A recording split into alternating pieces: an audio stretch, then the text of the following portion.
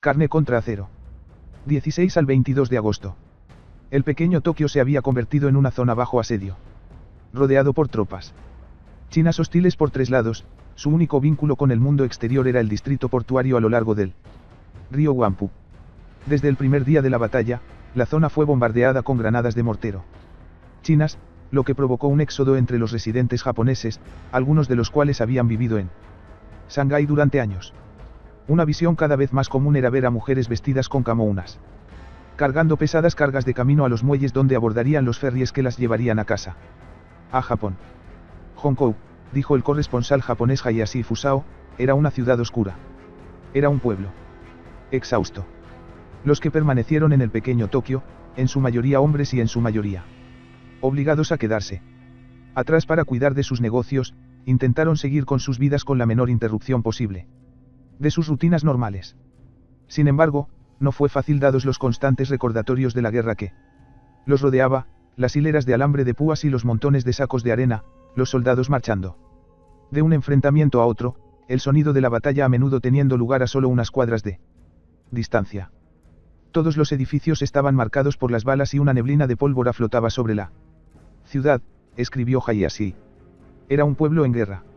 Era el sol de agosto y un silencio inquietante, asfalto quemado y, sobre todo, el enjambre de moscas azules revoloteando alrededor de los pies. Los escaparates destrozados fueron testigos de saqueos generalizados, mientras que los edificios carbonizados fueron el resultado de la principal táctica de Japón contra los francotiradores, quemarlos. Los francotiradores preferían apuntar a los coches que circulaban a toda velocidad por las avenidas de los distritos japoneses. Los equipos médicos recuperaron a los conductores, en su mayoría muertos, pero sus vehículos quedaron impactados contra las fachadas del edificio donde sus ocupantes habían perdido la vida. En los estrechos callejones había cadáveres no recogidos de chinos fusilados sin control por el simple delito de parecer sospechosos. Flotando por el arroyo suyo estaban los cuerpos de presuntos espías, culis con la cabeza aplastada y los dedos de los pies convertidos en pulpa con culatas de ri. Nadie sabía cuántos chinos habían sido ejecutados por soldados regulares, soldados japoneses, y cuántas fueron las víctimas de los ronin, los matones civiles, que seguían al ejército a todas partes y desempeñaron un papel importante en las primeras etapas de la batalla. Son los perros diabólicos del Japón en guerra y paz, escribió el corresponsal Rhodes Farmer, quien se cruzó con ellos en un viaje a Hong Kong y observó cómo llevaban revólveres y cuchillos atados a la cintura.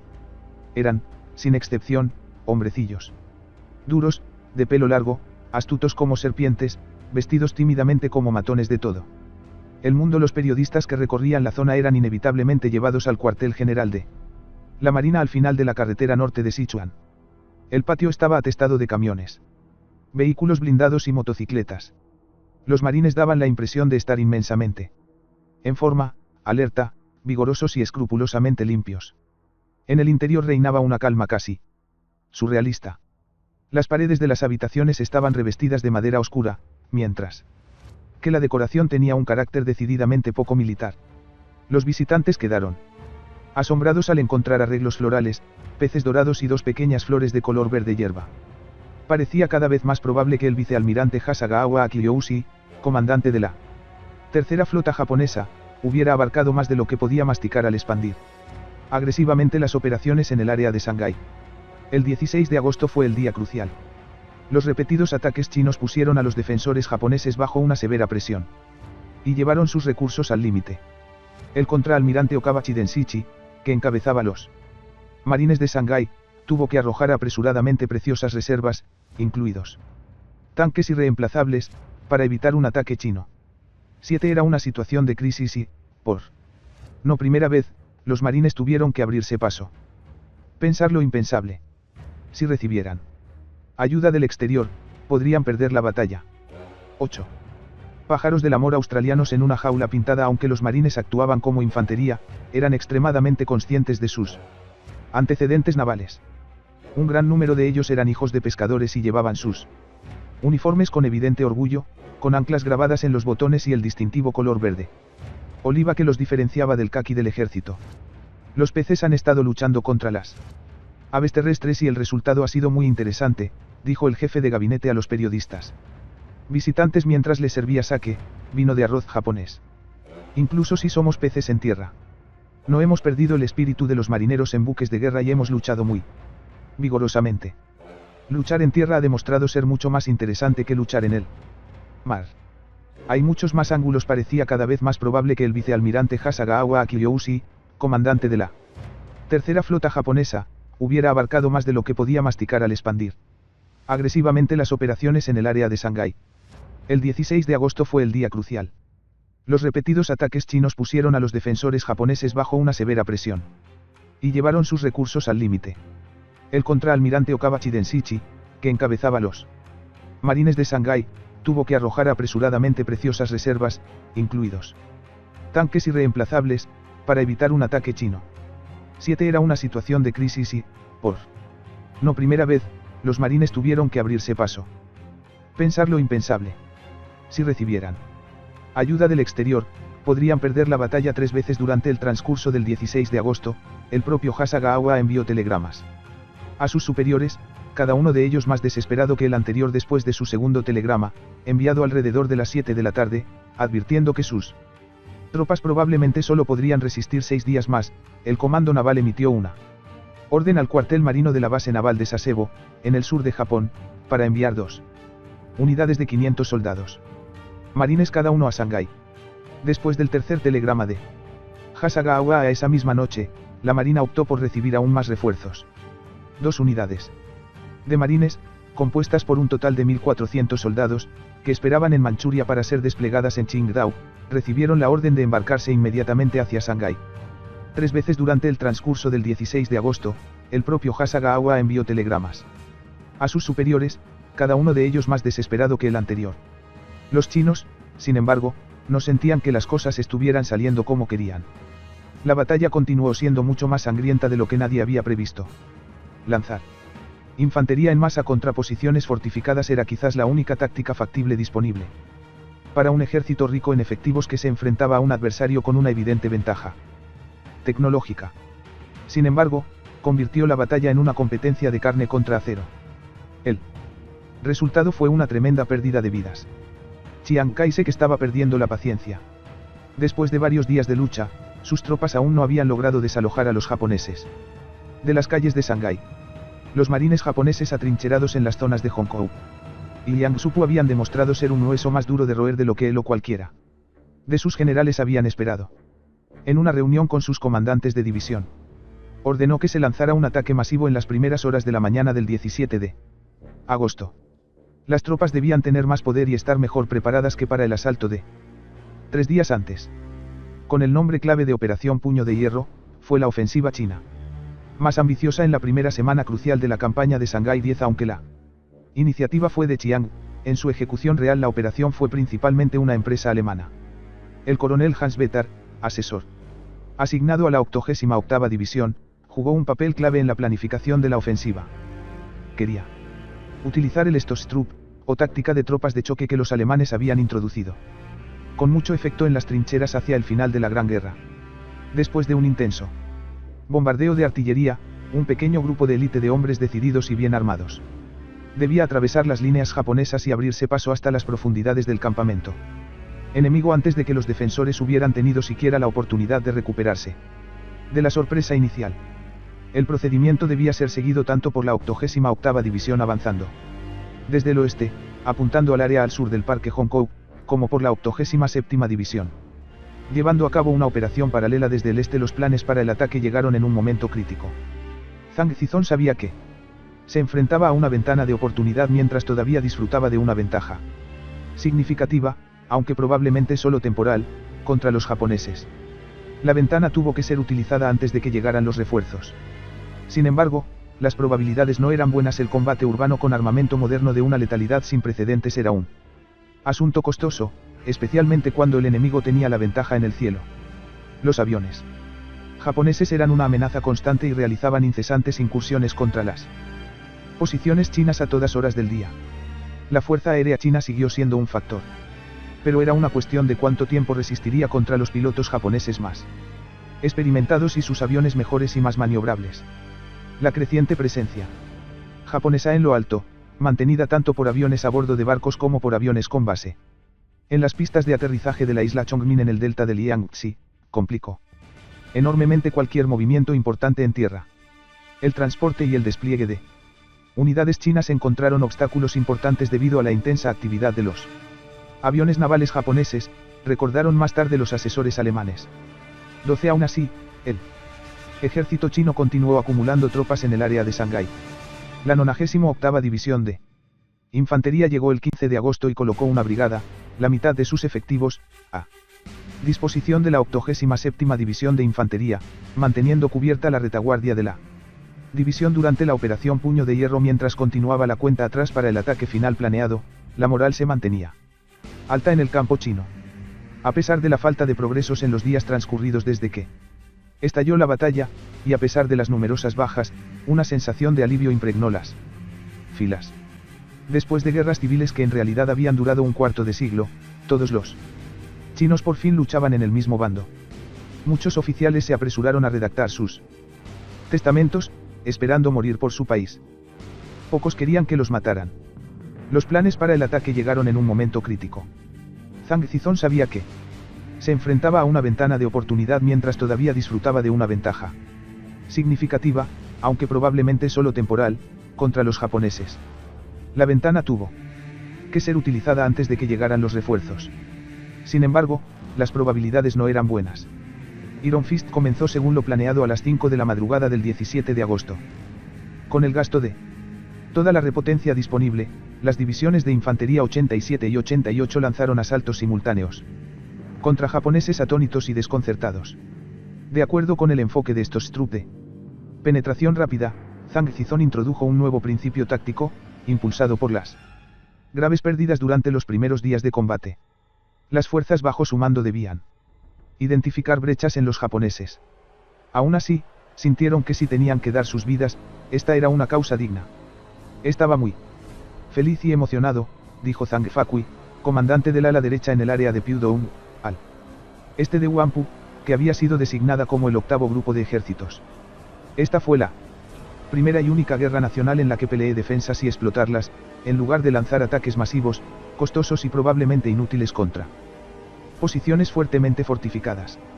Una vez que se detectaba una fortaleza enemiga, las fuerzas principales la evadían y dejaban tropas suficientes para mantenerla inmovilizada. Chen Yiding, comandante de regimiento de la 87ª División de Infantería, fue una figura fundamental en el asalto. Sus soldados, cada uno equipado con provisiones para 2 días, hicieron buenos progresos. Durante las primeras horas de Iron Fist, aprovechando su conocimiento local y moviéndose con la resbaladiza destreza de los gatos callejeros, entraban en un edificio de una calle, derribaban el muro interior y salían a la calle siguiente, o tiraban vigas de tejado en tejado, deslizándose lo más silenciosamente posible de una manzana a la siguiente sin ser notados por los demás. En el piso resultaron objetivos esquivos para los japoneses, quienes esperarían que vinieran de una dirección, solo para ser atacados desde otra. 15 Sin embargo, cambiar la situación táctica de los días anteriores no fue suficiente. Los atacantes encontraron defensas bien preparadas que a veces no podían ser eludidas, y las pérdidas comenzaron a acumularse desde el comienzo del asalto. Un batallón entero de la 88ª División fue aniquilado al intentar tomar un solo edificio. A pesar de los sacrificios, no hubo ningún avance importante en ninguna parte de las líneas de defensa japonesas. Esto fue en parte resultado del fuerte apoyo de la artillería naval japonesa en el río Wampu, y en parte un reflejo de la mala coordinación entre la infantería y la artillería chinas. Igualmente perjudicial para la causa china fue su cuidadosa evitación, durante los primeros días de combate en Shanghái, de luchar dentro del acuerdo internacional, o incluso en la parte predominantemente japonesa del acuerdo, para no enfadar al mundo exterior y hacer cambiar la opinión internacional contra ellos. Este enfoque frustró a sus asesores alemanes. Era obvio que a las tropas atacantes se les había dicho que solo atacaran a los enemigos que se encontraban en territorio chino, no a los que se encontraban dentro de las áreas internacionales, escribieron los alemanes con Chen Yiding, comandante de regimiento de la 87ª División de Infantería, fue una figura fundamental en el asalto. Sus soldados, cada uno equipado con provisiones para 2 días, hicieron buenos progresos.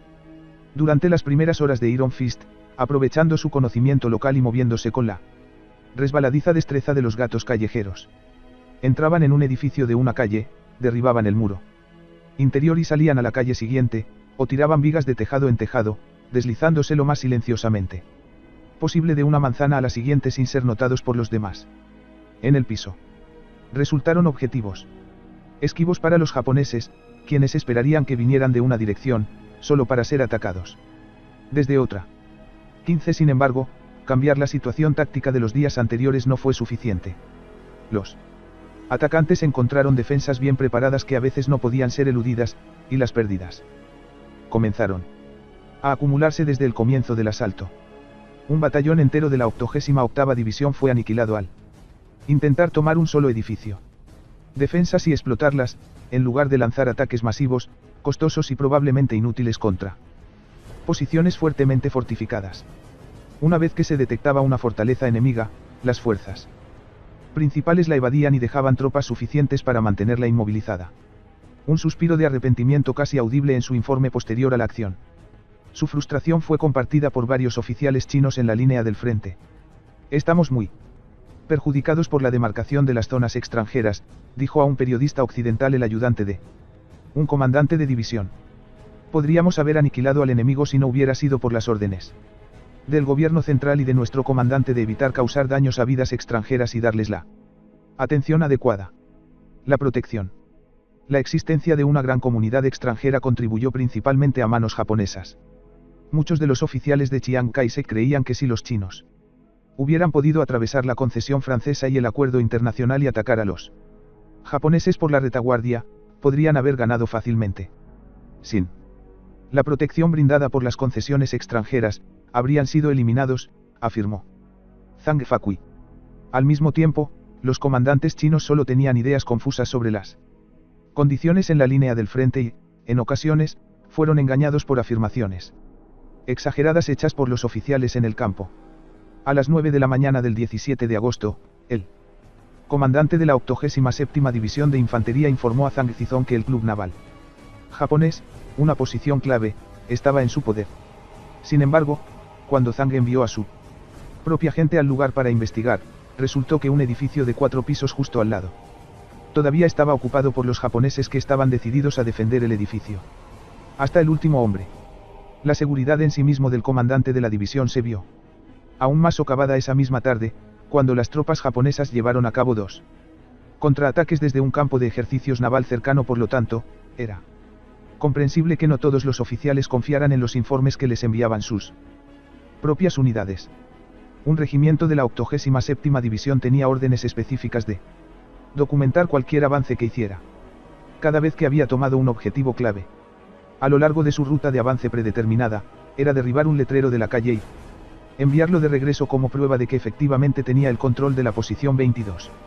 Al mismo tiempo, los comandantes chinos solo tenían ideas confusas sobre las condiciones en la línea del frente y, en ocasiones, fueron engañados por afirmaciones exageradas hechas por los oficiales en el campo.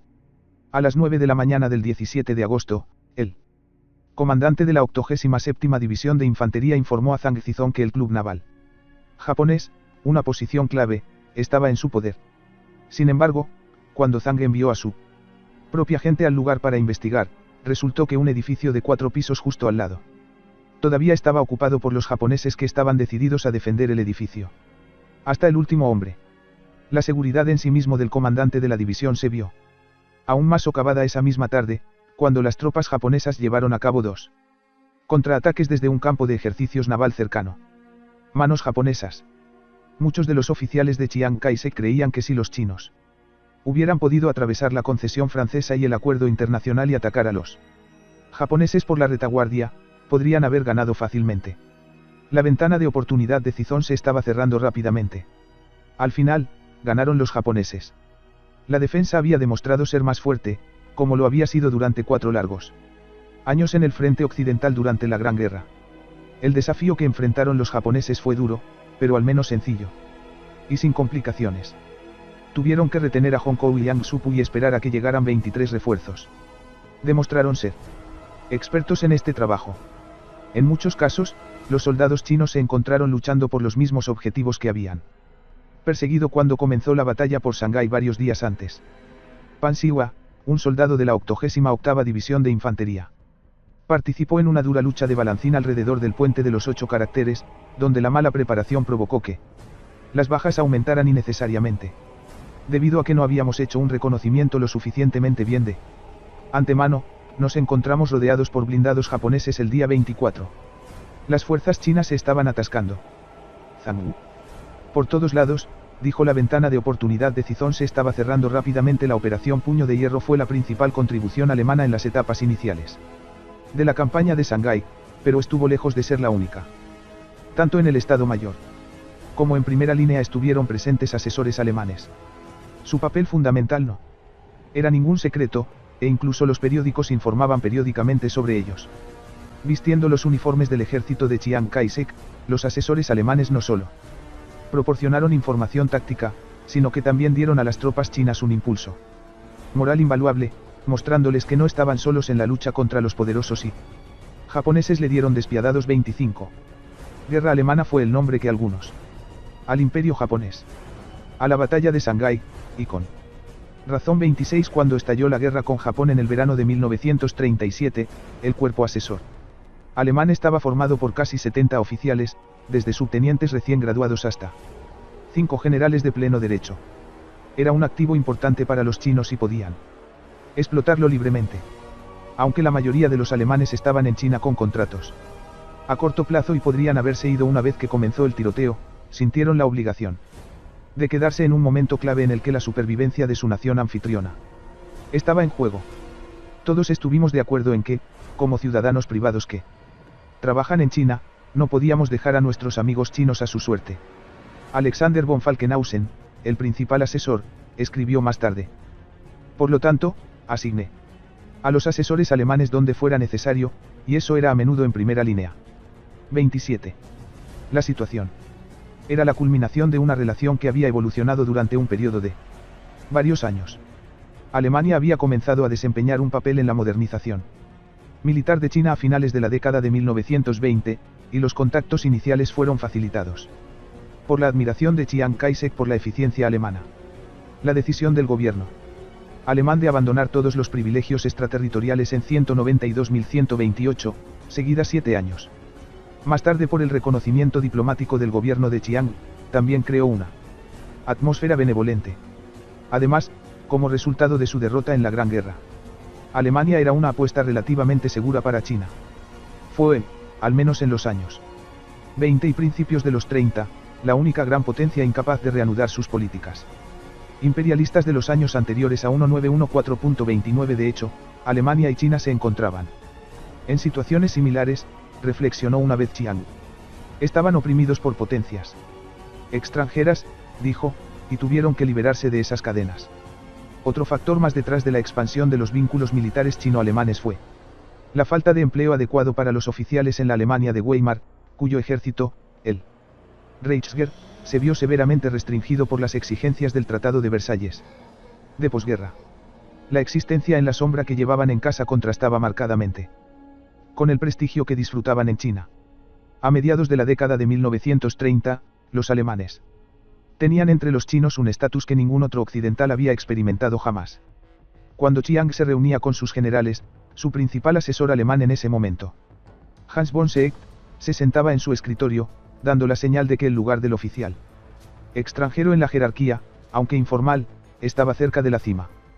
Cuando Seeckt tuvo que ir en tren a un balneario del norte de China por motivos de salud, viajó en el vagón salón personal de Chiang y fue saludado en cada estación con una formación honoraria 31. Seeckt visitó China por primera vez en 1933 e inmediatamente se dedicó a salvar las relaciones bilaterales tensas por la condescendencia alemana hacia los chinos como nación anfitriona y empleadora.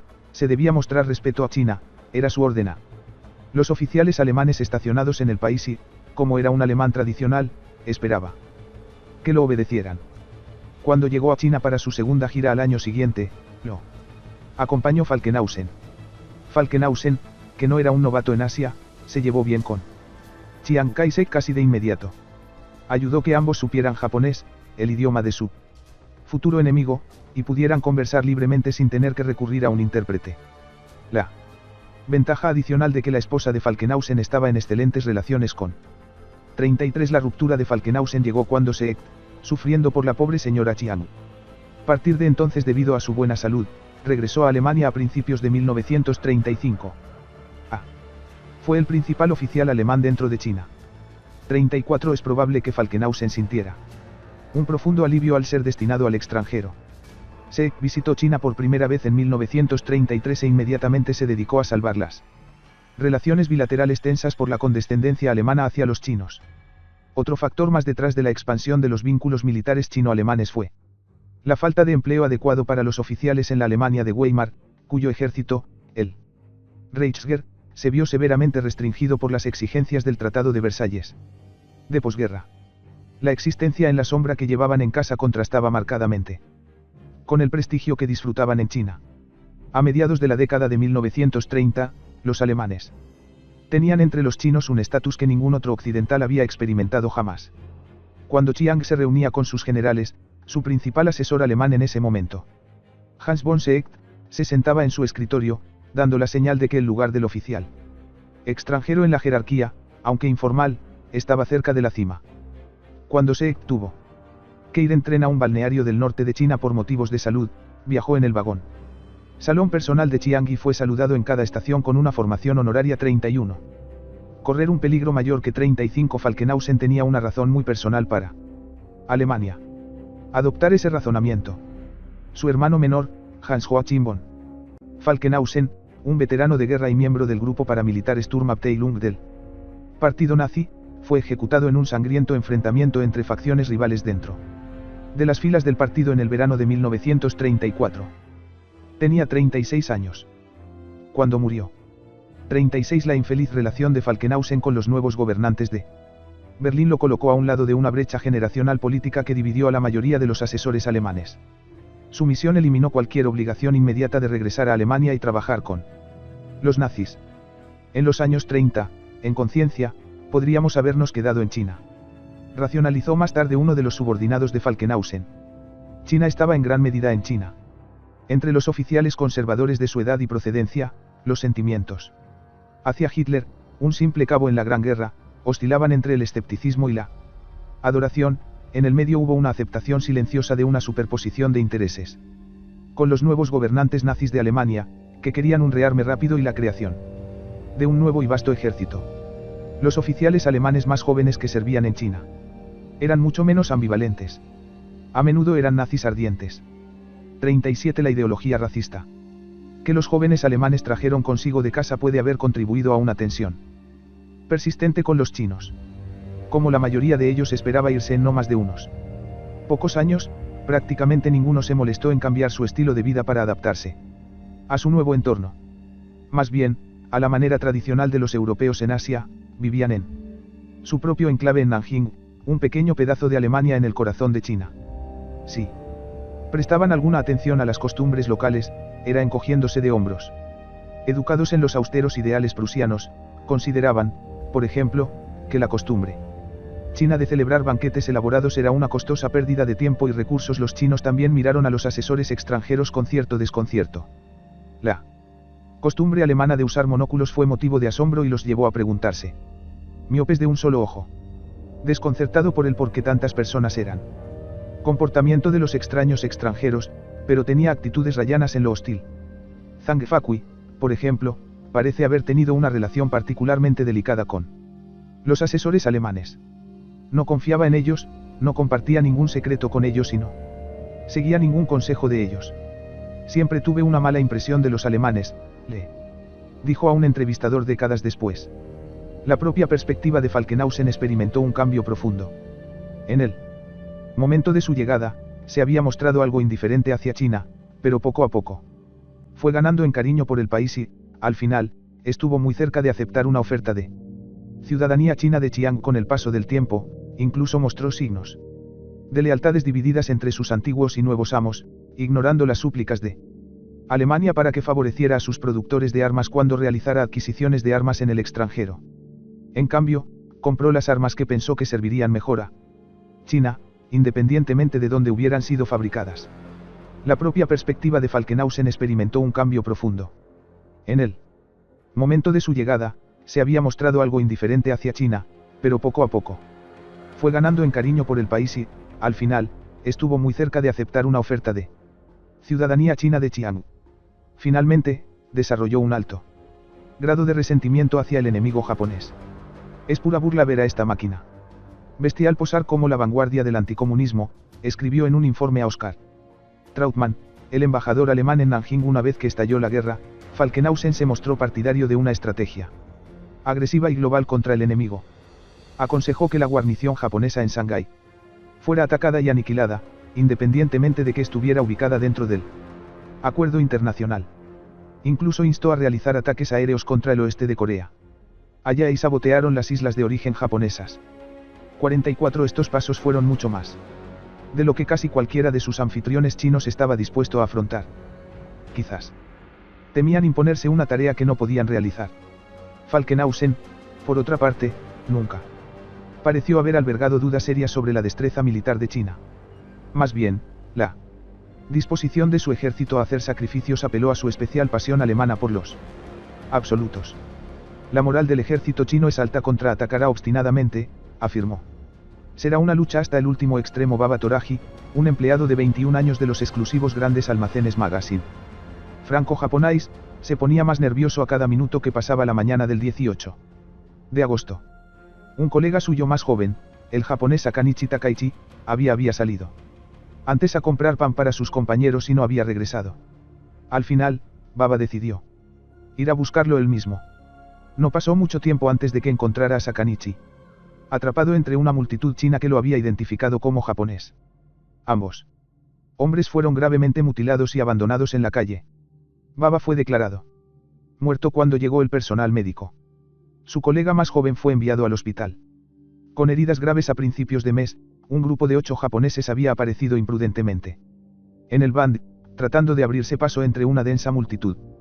Comenzaron las burlas. Alguien recogió un zapato desechado y se lo arrojó. Los japoneses echaron a correr y 7 lograron escapar. Un enorme ladrillo salió volando por el aire y golpeó al octavo en la espalda. Cayó al suelo y la multitud se abalanzó sobre él. Se podía ver a los hombres saltando en el aire para aterrizar con ambos pies sobre el cuerpo del desafortunado hombre, informó el North China Daily News. Otros, con palos y ladrillos que parecían surgir de la nada, lo golpeaban de pies a cabeza. Finalmente fue rescatado y hospitalizado en estado crítico. Ser japonés en Shanghái en agosto de 1937 era peligroso. Por el contrario, los residentes occidentales de Shanghái solo entraron en contacto con los horrores que los rodeaban de forma indirecta. Observaron el denso humo negro que se elevaba a Hong Kong, y vieron a los Otsam flotando por el arroyo Suyou, vacas, 48 los restos de la guerra serbiana, búfalos y un flujo constante de cadáveres uniformados.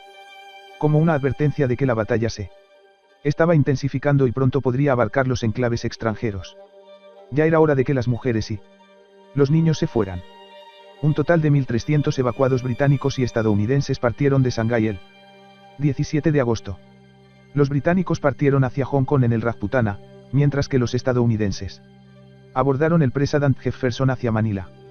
49 El 19 de agosto, 1.400 ciudadanos británicos más, en su mayoría mujeres y niños, navegaron en destructores para abordar el Empress of Asia a las 50. Esto era parte de un plan para evacuar a un total de 3.000 busong británicos nacionales, incluido el 85% de las mujeres y niños de la ciudad. Permanecer al margen de una gran batalla, como lo hacían los extranjeros, hacía la vida más peligrosa. Aún así, no fueron un objetivo deliberado, y eso los convirtió en la envidia de la población china.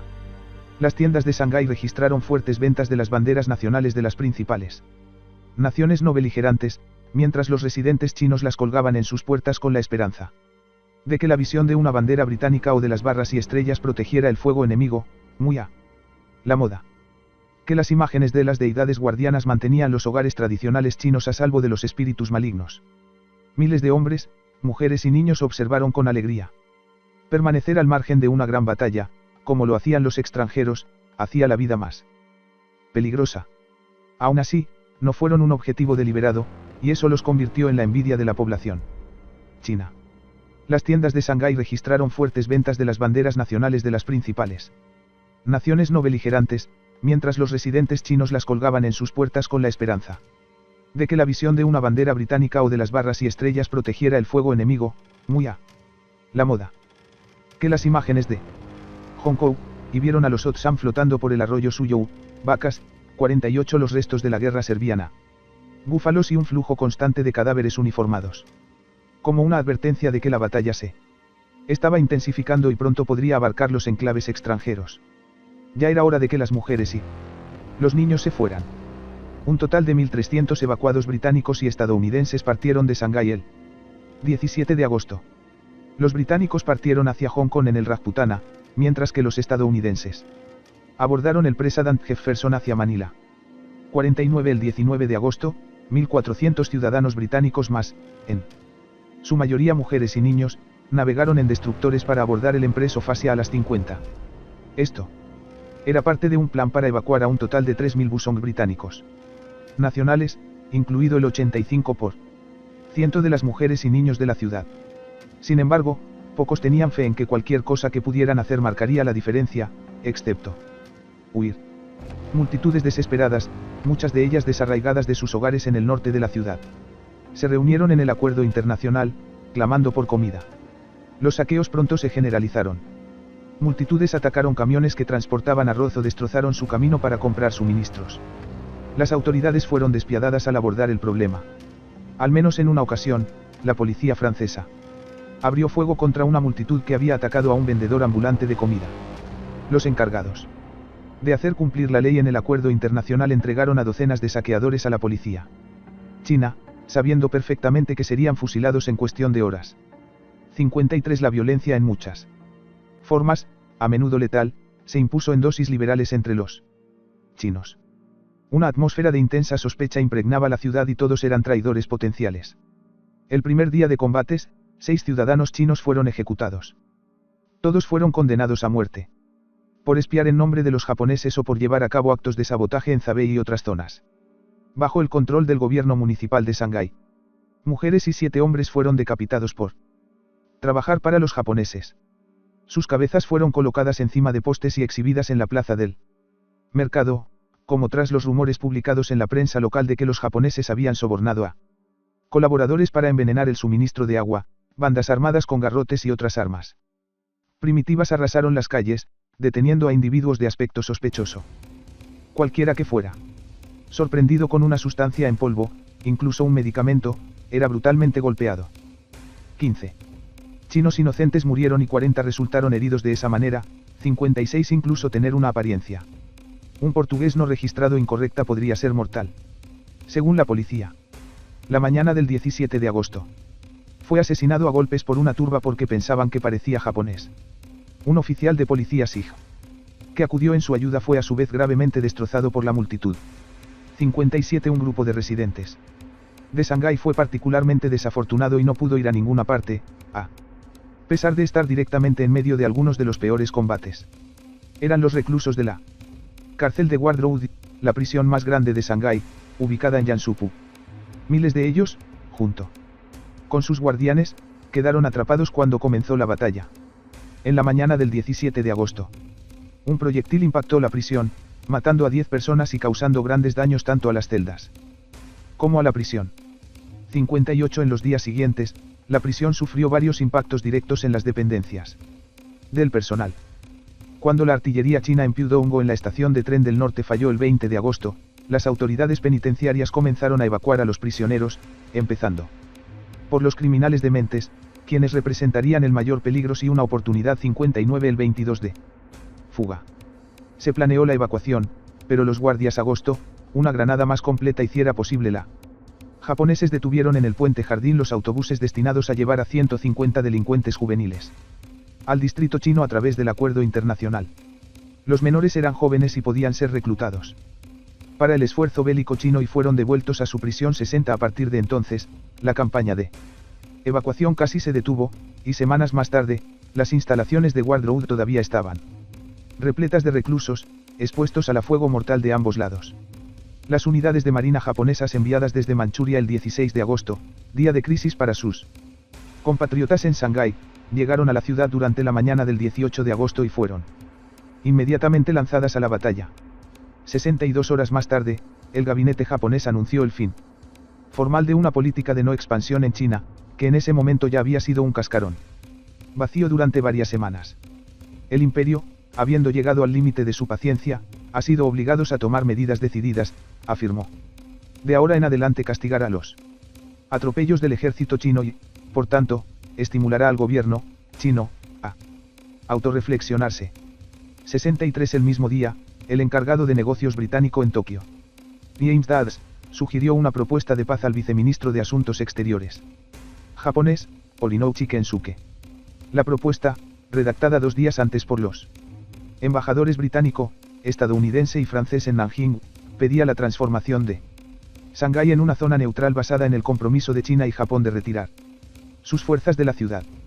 A Japón no le entusiasmaba la idea y el 19 de agosto, Horinouchi presentó al diplomático británico la negativa oficial de su gobierno, afirmando que China tendría que retirarse a las fronteras delineadas en la tregua que puso fin a las hostilidades en 1932.64. Japón estaba ganando confianza. Mientras tanto, en el lado chino había un sentimiento creciente de que se habían perdido importantes oportunidades. El 18 de agosto, Chiang Kai-shek envió al viceministro de guerra, Chen Cheng, uno de sus principales ayudantes militares, al frente de Shanghái para conversar con Zhang Zizong sobre cómo llevar adelante la batalla. Los dos generales llegaron a la conclusión de que, en lugar de centrar los ataques en la zona fuertemente fortificada de Hongkou, debían dirigir su atención al distrito de Yanshupu, tratando de avanzar hasta el río Huangpu y cortar el paso a los japoneses. Fuerzas en dos. Los asesores alemanes y los comandantes de primera línea estaban esperando.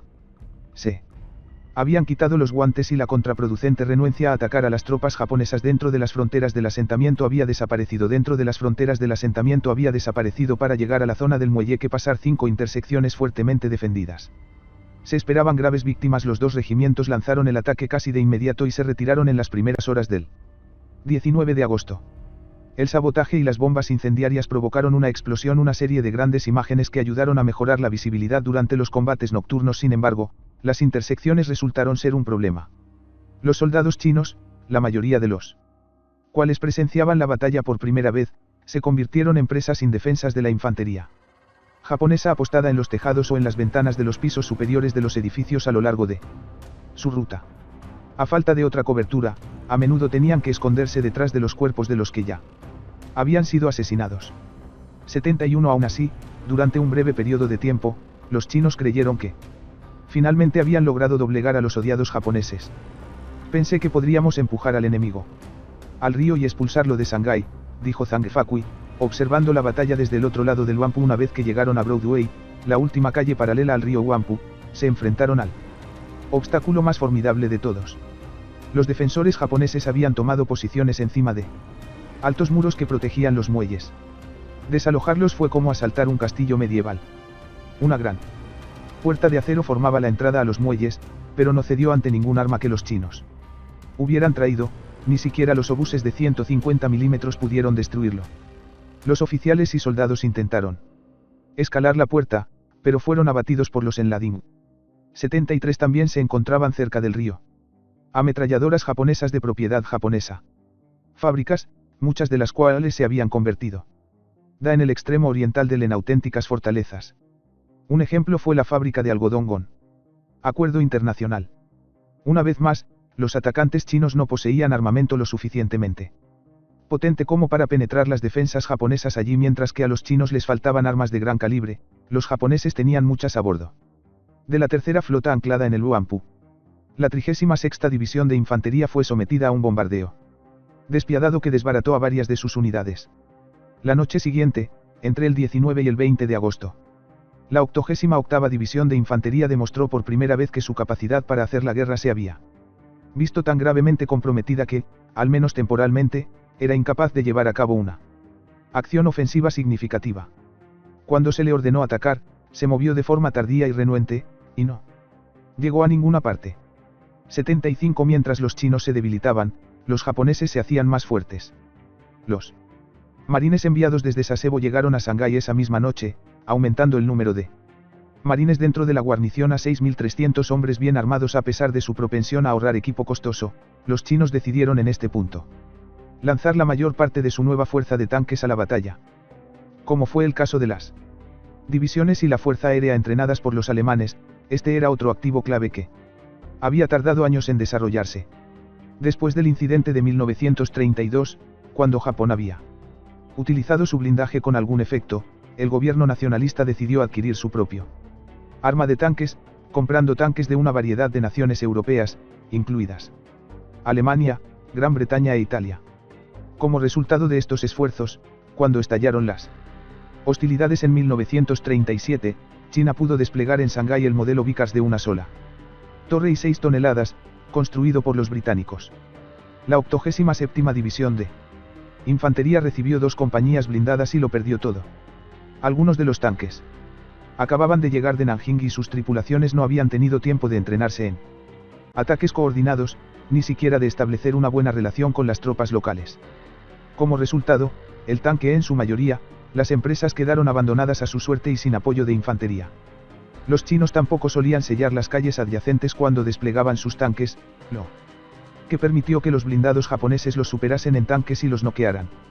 Sin duda, los japoneses también carecían de experiencia en la coordinación entre blindados e infantería y con frecuencia vieron sus tanques aniquilados por los ataques antitanques chinos. Armas. El 20 de agosto, Zhang Zizong estaba inspeccionando el frente de Yansupu, cuando se encontró con uno de sus antiguos alumnos de la Academia Militar Central, que estaba a cargo de una compañía de tanques que estaba a punto de atacar los muelles.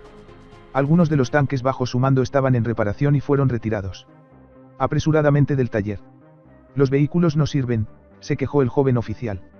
El enemigo ataca con fuerza y nuestra infantería tendrá problemas para mantener el ritmo. Zhang fue implacable y le dijo al joven oficial que, de todos modos, el ataque debía llevarse a cabo hasta el final. Unos momentos más tarde la compañía de tanques inició su asalto. El joven oficial y toda su unidad fueron aniquilados por una lluvia de proyectiles, muchos de ellos rojos, procedentes de barcos anclados en el río Huangpu. Aún hoy me entristece pensar en ello, escribió Zhang muchos años después en sus memorias. 79. 78 armas. A pesar de su propensión a ahorrar equipo costoso, los chinos decidieron en este punto lanzar la mayor parte de su nueva fuerza de tanques a la batalla. Como fue el caso de las divisiones y la fuerza aérea entrenadas por los alemanes, este era otro activo clave que había tardado años en desarrollarse. Después del incidente de 1932, cuando Japón había utilizado su blindaje con algún efecto, el gobierno nacionalista decidió adquirir su propio arma de tanques, comprando tanques de una variedad de naciones europeas, incluidas Alemania, Gran Bretaña e Italia. Como resultado de estos esfuerzos, cuando estallaron las hostilidades en 1937, China pudo desplegar en Shanghái el modelo Vickers de una sola torre y 6 toneladas, construido por los británicos. La 87ª División de Infantería recibió 2 compañías blindadas y lo perdió todo. Algunos de los tanques acababan de llegar de Nanjing y sus tripulaciones no habían tenido tiempo de entrenarse en ataques coordinados, ni siquiera de establecer una buena relación con las tropas locales. Como resultado, el tanque. En esta batalla, la guerra de tanques moderna se mezcló con escenas que recuerdan más a siglos anteriores. Wu Yujun, un oficial del Cuerpo de Preservación de la Paz, estaba ocupando una posición en las calles de Yansupu en la mañana del 18 de agosto cuando un destacamento de caballería japonesa atacó. La incursión terminó casi instantáneamente y dejó a su paso numerosos chinos muertos y heridos. Los japoneses repitieron el asalto 2 veces más. La tercera vez, Wu Yujun preparó una emboscada elaborada, colocando ametralladoras a ambos lados de la calle.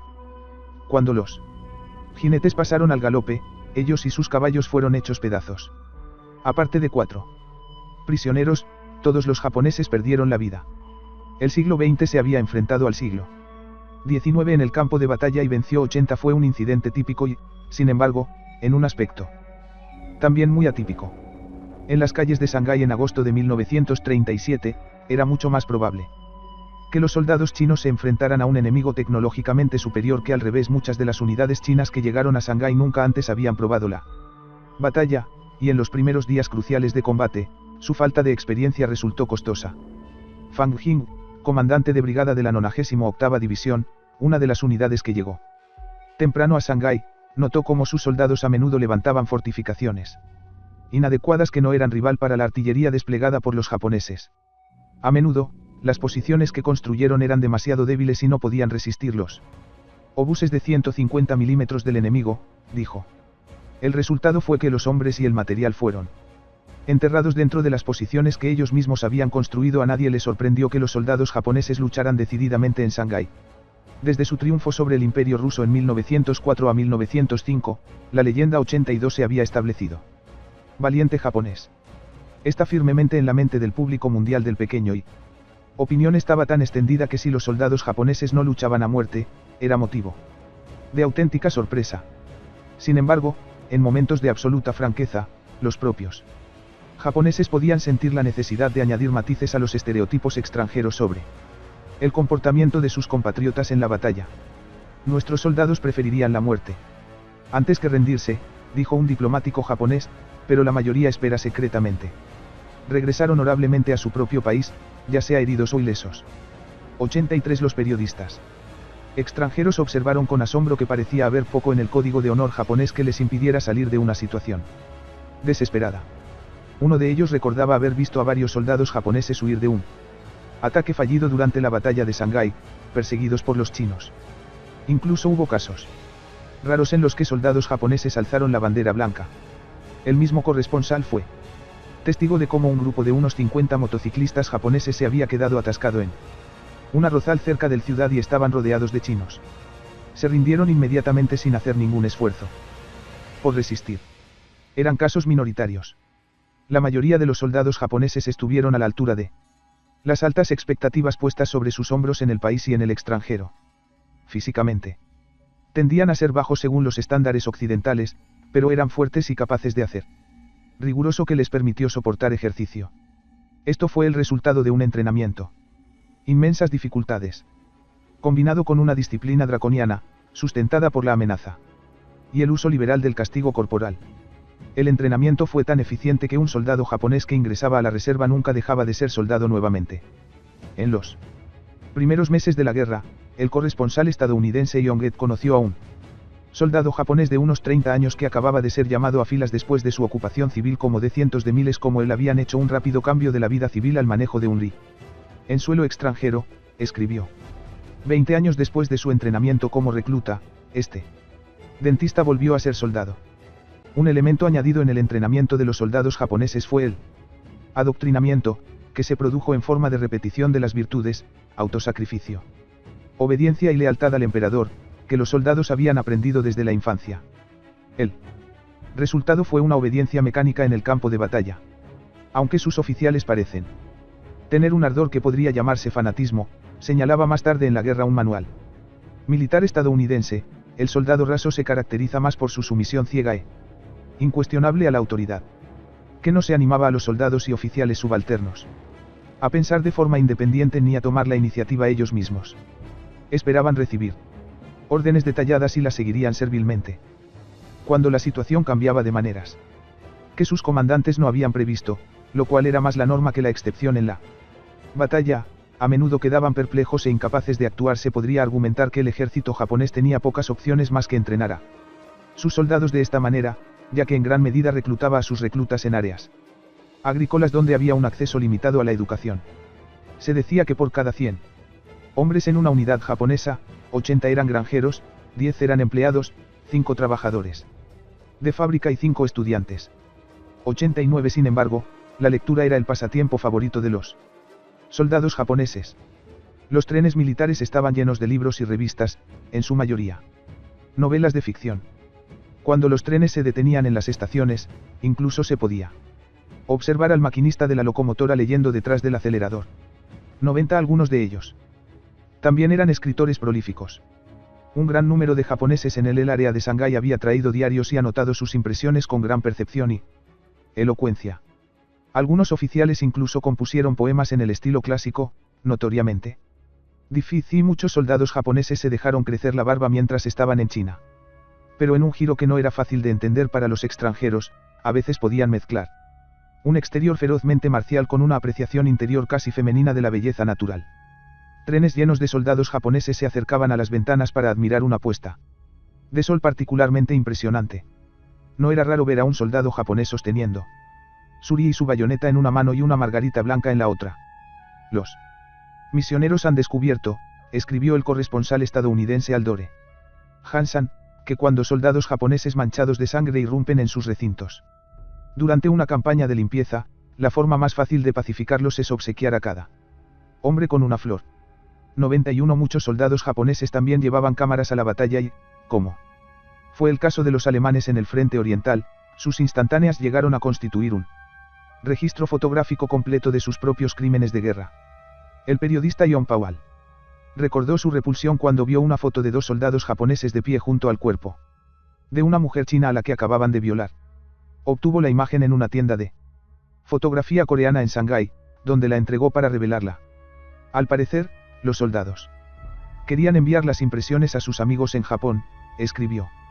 Los soldados japoneses aparentemente no tenían ningún sentimiento de que sus acciones inhumanas transgredieran los principios de la guerra moderna o la moral cotidiana. El 20 de agosto, 5 aviones chinos regresaban después de otro ataque infructuoso al Izumo, que todavía estaba amarrado en medio del Huangpu, cuando se encontraron con 2 hidroaviones japoneses sobre el oeste de Zabei. Un avión chino rompió la formación. Se lanzó en picado y lanzó una corta andanada de ametralladora hacia uno de los japoneses. No tuvo ninguna posibilidad. Estalló en llamas y cayó al suelo. El otro avión japonés desapareció entre las nubes. Todo el encuentro había durado solo unos segundos. 93 fue uno de una serie de impactos que la Fuerza Aérea China anotó durante un breve periodo en agosto antes de ser completamente sometida por su adversario japonés. En particular, representaba una amenaza para los bombarderos japoneses, como el avión mediano Mitsubishi G3M, altamente inflamable, asignado a atacar objetivos en Shanghái y otras ciudades del centro de China.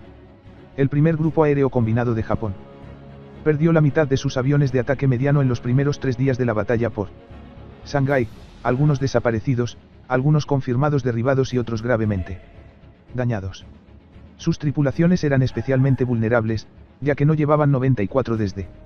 Lanzaban en paracaídas en sus finales de agosto, los bombarderos del grupo aéreo C. Misiones 95. Esta acción equivalía a un escoltado por biplanos tipo 95 Nakajima A4N. Humillante admisión de que la naciente Fuerza Aérea de China era una fuerza a tener en cuenta. En vista de la apremiante situación en el área de Shanghái, dijo el comandante del primer grupo aéreo combinado, nuestros ataques aéreos me recordaron ese famoso y costoso asalto contra la colina de 203 metros. 96. La batalla por la colina de 203 metros. Había sido uno de los episodios más sangrientos de toda la guerra ruso-japonesa, cobrándose miles de bajas en ambos bandos. La actuación china fue lo suficientemente significativa como para que incluso los observadores militares extranjeros prestaran atención.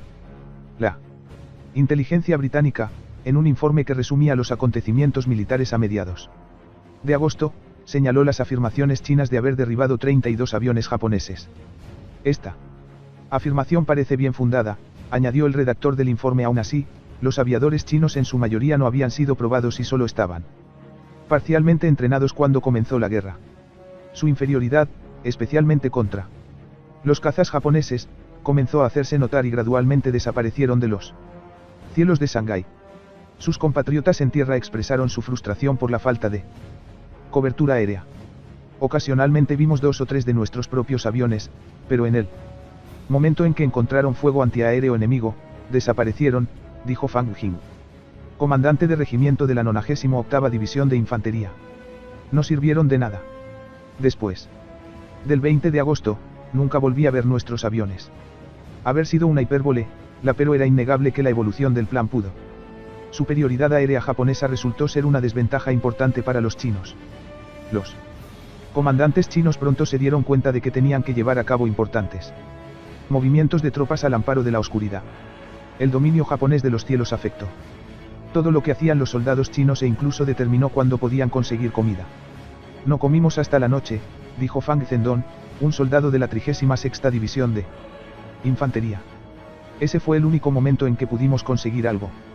Durante el día era imposible transportar provisiones al frente sin una mayor protección, las tropas en tierra estaban peligrosamente expuestas.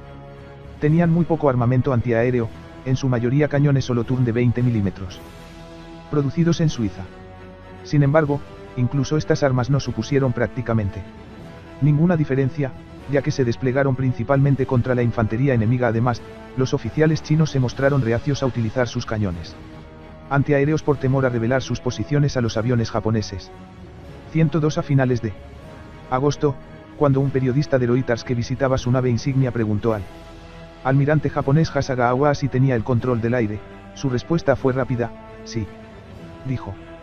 Eso creo. En la mañana del 21 de agosto, la 36ª División había presionado el ataque contra la zona del muelle casi sin interrupción durante más de 48 horas, y la victoria parecía tan esquiva como siempre. Los tanques individuales habían logrado irrumpir en los muelles, solo para descubrir con consternación lo extraordinariamente robustas que eran las defensas japonesas y el número de tropas que las tripulaban. Para abrir agujeros en las líneas japonesas y llegar al río Wampu, se necesitaba una fuerza táctica significativa, y los chinos ya no la tenían. Los comandantes no tuvieron más remedio que reconocer que la división se había movido demasiado rápido y no había asegurado sus flancos, mientras que las reservas que podrían haber ascendido y asumido esa responsabilidad se habían quedado en la retaguardia. Era necesario retirarse. Durante el transcurso del 21 de agosto, la división tuvo que pasar por la agonía de abandonar el territorio ganado a costa de mucha sangre durante los días anteriores.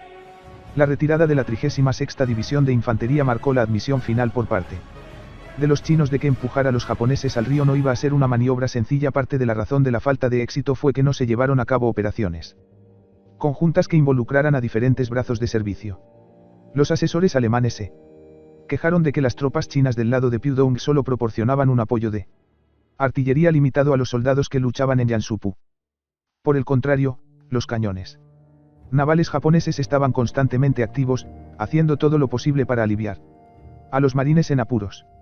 Esta actividad resultó en grandes pérdidas, no solo para las unidades chinas en el frente, sino también para las unidades de reserva y de apoyo más en la retaguardia, y contribuyó a que la 36ª División sufriera más de 2.000 bajas a última hora del 22 de agosto 105. Mientras tanto, los aviones navales japoneses intentaron impedir el movimiento de más tropas chinas a Shanghái bombardeando el ferrocarril desde Suzhou.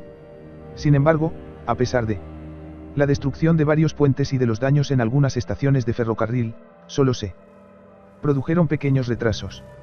Esta fue una buena noticia para los comandantes chinos, quienes se habían dado cuenta de que los recursos disponibles eran insuficientes para llevar la batalla de Shanghái a una conclusión exitosa. Se necesitaban nuevos refuerzos antes de que se pudieran lanzar más ataques. 106. La suposición era que todavía había tiempo. El hecho es que no lo había mientras los oficiales chinos estaban de pie alrededor de sus mapas haciendo planes para el futuro. Asano Yoshiuchi esperaba a bordo del crucero ligero Hintsu a solo unas pocas millas de distancia, en el estuario del Yangtze. Era la tarde del 22 de agosto y el oficial del ejército imperial japonés, de 23 años, sabía que muy pronto sería parte de una de las operaciones anfibias más grandes jamás intentadas. Su propia tercera división desembarcaría a 6 millas al norte de Shanghái, y la 11ª División desembarcaría a una docena de millas más arriba del Yangtze. Ninguna división tendría inicialmente toda su fuerza. La parte de avanzada de la tercera división contaba con 3.500 hombres, mientras que la 11ª División, a la que le faltaban los 107, desembarcaría el destacamento Amaya del tamaño de un regimiento apostado en el noreste de China. 108. Si la operación tenía éxito, aumentaría la guarnición de Shanghái con 4.000 a favor de hombres por miles de soldados listos para la batalla y podría inclinar la balanza. Japón. 109. Para Asano, los días transcurridos desde que la tercera división recibió la orden de partir hacia Shanghái habían transcurrido en una neblina confusa y llena de acción. Cuando habían salido de sus cuarteles en la ciudad de Nagoya, en el sur de Japón, poco más de una semana antes, multitudes de civiles que los vitoreaban y agitaban sus banderas los habían despedido. Luego hubo largos días de espera dentro del puerto de Nagoya, hasta el amanecer del 20 de agosto, cuando de repente la división se embarcó en varios grandes vapores y zarpó. Pronto formaron parte de un grupo de trabajo que se dirigía a China. Estaba liderado por Nachi y Ashigara, cruceros pesados que habían sido los más poderosos de su clase cuando fueron construidos una década antes y todavía eran buques impresionantes. Asano había sentido que su pecho se hinchaba de orgullo mientras observaba los inmensos cascos de acero de los cruceros surcar las violentas olas. Todavía había tiempo. El hecho es que no lo había. Mientras tanto, los aviones navales japoneses intentaron impedir el movimiento de más tropas chinas a Shanghái bombardeando el ferrocarril desde Suzhou. Sin embargo, a pesar de La destrucción de varios puentes y de los daños en algunas estaciones de ferrocarril, solo se produjeron pequeños retrasos. Esta fue una buena noticia para los comandantes chinos, quienes se habían dado cuenta de que los recursos disponibles eran insuficientes para llevar la batalla de Shanghái a una conclusión exitosa. Se necesitaban nuevos refuerzos antes de que se pudieran lanzar más ataques. 106. La suposición era que, a última hora de la noche del 21 de agosto, el grupo de trabajo había llegado al río Yangtze y a las islas Sadal frente al estuario del río. Los soldados tuvieron que ser trasladados a embarcaciones más pequeñas que pudieran navegar por las aguas poco profundas del río Whampoa. Asano y su unidad se trasladaron al Hintsu, utilizando pasarelas extendidas entre las naves. Habían practicado este movimiento muchas veces antes, y era bastante fácil de hacer en las tranquilas aguas de un puerto, pero en los violentos mares frente a China tenían que tener cuidado de que los barcos no chocaran entre sí. Decenas de marineros estaban de pie con largas varas de bambú separando los dos cascos. Una vez a bordo del Hintsu, Asano y sus camaradas descubrieron pocas comodidades y les resultó difícil descansar en el calor sofocante del verano chino. Tenían que encontrar cualquier lugar que pudieran en el barco que ofreciera algo de calado y dormir lo más posible. Asano y miles de otros soldados esperaban casi a la vista de la costa de China, y aún así pasaron desapercibidos. Los comandantes chinos habían descuidado el reconocimiento aéreo sobre el Yangtze y ninguno de ellos tenía idea de esta gran fuerza esperando para atacar. El fracaso de los servicios de inteligencia fue tanto más sorprendente cuanto que se había especulado en abundancia. Se suponía ampliamente que si Japón enviaba socorro a los asediados marines en Shanghái, aterrizaría en algún lugar fuera de la ciudad, posiblemente en la margen derecha del río Yangtze. A partir de estos puntos se pueden desarrollar amenazas a las líneas de mando chinas a lo largo de los ferrocarriles Shanghái-Nanjing y Shanghái-Hangzhou, razonó un analista británico anónimo en un resumen semanal de inteligencia sobre la situación en el lejano oriente. Un desembarco en el Yangtze, al norte de Shanghái, también prepararía el escenario para un avance profundo hacia el sur, rodeando a las tropas chinas dentro de la ciudad. Esta era una táctica japonesa clásica. Los líderes militares de Japón eran fervientes discípulos del pensador estratégico alemán Alfred von Schlieffen, quien había defendido el cerco como la operación militar ideal. Schlieffen se basó en su estudio de la batalla de Cannas en el año 216 AC, cuando el general cartaginés Aníbal aniquiló a un ejército romano superior utilizando un movimiento de pinza muy admirado. Permitió la victoria a pesar de la inferioridad numérica, y nada podría ser más atractivo para Japón, una nación insular con una población limitada. Como resultado, los movimientos de anclaje, tal como los describió Schlieffen, se habían convertido en una doctrina fundamental en Japón y se habían incluido en todos los manuales e instrucciones del ejército. Asano y miles de otros soldados esperaban casi a la vista de la costa de China, y aún así pasaron desapercibidos.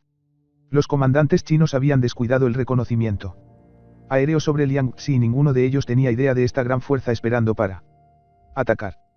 El fracaso de los servicios de inteligencia fue tanto más sorprendente cuanto que se había especulado en abundancia. Se suponía ampliamente que si Japón enviaba socorro a los asediados marines en Shanghái, aterrizaría en algún lugar fuera de la ciudad, posiblemente en la margen derecha del río Yangtze. A partir de estos puntos se pueden desarrollar amenazas a las líneas de mando chinas a lo largo de los ferrocarriles Shanghái-Nanjing y Shanghái-Hangzhou, razonó un analista británico anónimo en un resumen semanal de inteligencia sobre la situación en el lejano oriente. Asano y su unidad se trasladaron al Hintsu, utilizando pasarelas extendidas entre las naves. Habían practicado este movimiento muchas veces antes, y era bastante fácil de hacer en las tranquilas aguas de un puerto, pero en los violentos mares frente a China tenían que tener cuidado de que los barcos no chocaran entre sí.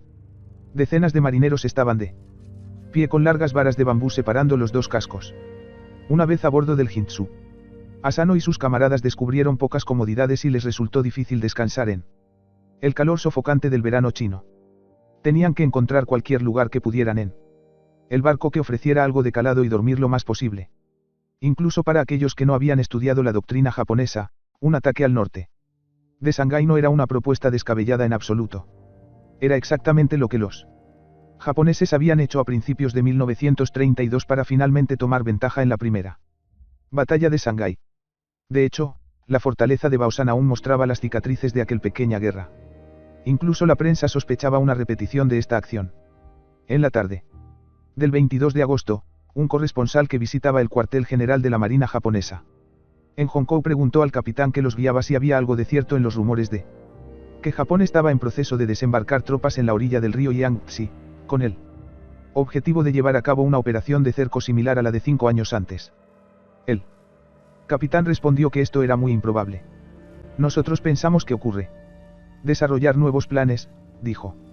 Las exactamente lo contrario, que prefieren. Próximas horas lo mostrarían.